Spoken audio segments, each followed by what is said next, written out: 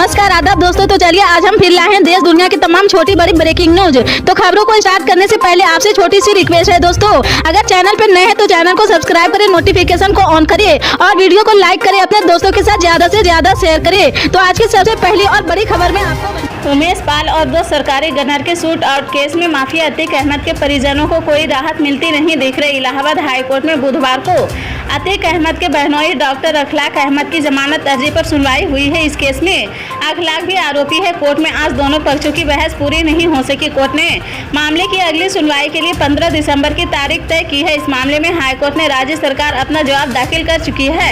याची अधिवक्ता की ओर से भी जवाब दाखिल कर दिया गया है। अतीक की बहन आयशा नूरी का पति डॉक्टर अखलाक मेरठ के अब्दुल्लापुर के सरकारी अस्पताल में तैनात था। वह अतीक अहमद की काली कमाई के रख रखाव का प्रबंध करता था। गिरफ्तारी के बाद प्रयागराज जिला कोर्ट ने डॉक्टर अखलाक की जमानत अर्जी 23 अगस्त को खारिज कर दी थी। इसके बाद अखलाक ने इलाहाबाद हाई कोर्ट में जमानत अर्जी दाखिल की थी।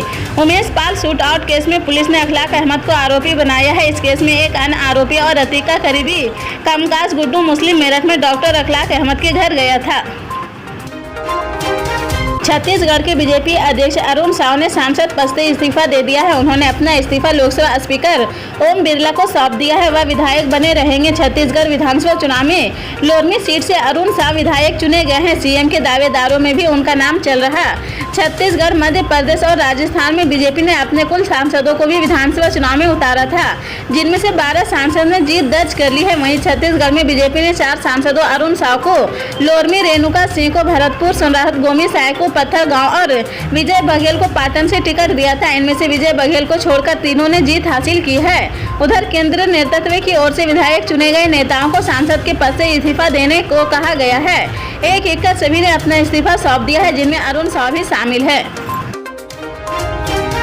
मक्का की यात्रा करने वाले भारतीय तीर्थ यात्रियों के लिए सऊदी अरब अधिक सुविधाएं प्रदान कर रही है।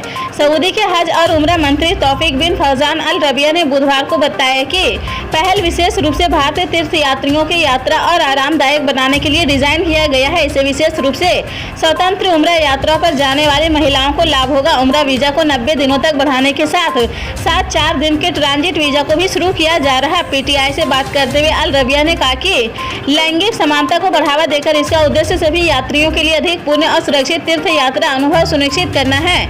उन्होंने कहा कि हज और उम्रा मंत्री के रूप में भारत को मेरी पहली आधिकारिक यात्रा उम्रा कलाकारों और अंगूतकों की सेवा के लिए सऊदी अरब की अटूट प्रतिबद्धता को प्रदर्शित करने के लिए हमारे चले प्रयासों में महत्वपूर्ण है।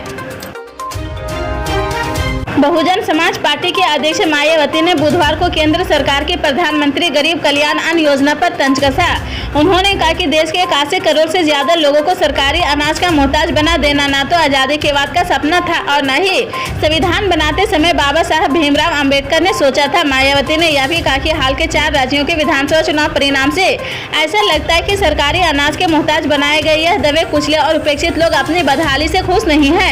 लेकिन क्या वे इतना साहस भी नहीं दिखा पा रहे कि चुनाव में अपना विरोध दर्ज कराकर सर्वजन हिताय सर्जन सुखाय की नीतियों पर चलने वाली सरकार चुनने का सार्थक प्रयास कर सके। राजस्थान में विधानसभा चुनाव के परिणाम आने के तुरंत बाद श्री राष्ट्र राजपूत कार्य सेना के राष्ट्र अध्यक्ष सुखदेव सिंह गोगामड़ी की हत्या पर कई सवाल खड़े हो रहे हैं। इस मर्डर केस में पाकिस्तानी कनेक्शन भी सामने आ रहा। दावा किया जा रहा है कि सुखदेव सिंह गोगामड़ी की हत्या पाकिस्तान ने कराई है। उनको पाकिस्तान से लगातार जान से मारने की धमकी मिल रही थी। इस संबंध में उन्होंने राजस्थान पुलिस को पत्र लिखकर सुरक्षा की गुहार लगाई थी, लेकिन पुलिस ने कोई कार्रवाई नहीं की थी। श्रीनगर के लाल चौक पर तिरंगा झंडा फहराने के बाद से ही वो पाकिस्तानी आतंकियों की के किरकिरी बने हुए थे। जानकारी के मुताबिक 15 अगस्त 2018 को सुखदेव सिंह गोगामड़ी ने कारिनी सेना के लोगों के साथ जम्मू कश्मीर की राजधानी श्रीनगर के लाल चौक पर तिरंगा झंडा फहराया था। इसके बाद से ही उनको धमकियां मिल रही थी। कारिनी सेना के एक नेता सुरेंद्र सिंह के मुताबिक सुखदेव सिंह दादा को पाकिस्तान से जान से मारने की धमकी मिली थी। बिहार में शिक्षक भर्ती के पहले चरण की बहाली को अभी कुछ दिन भी नहीं हुए थे कि शिक्षकों ने इस्तीफा देने का सिलसिला शुरू हो गया है। दूसरे चरण की शिक्षक भर्ती परीक्षा से पहले ही पहले चरण के 50 से ज्यादा शिक्षकों ने नौकरी छोड़ दी है। शिक्षक बहाली के बाद अलग अलग जिलों में शिक्षकों के इस्तीफा देने का सिलसिला जारी है। इस्तीफा देने वाले ज्यादातर नवनियुक्त शिक्षक उत्तर प्रदेश से आने वाले, हालांकि बिहार से आने वाले कई शिक्षकों ने भी इस्तीफा दे दिया है। अब तक जो आंकड़े सामने आए हैं उसके मुताबिक सबसे ज्यादा समस्तीपुर जिले में नवनियुक्त शिक्षकों ने इस्तीफा दिया है।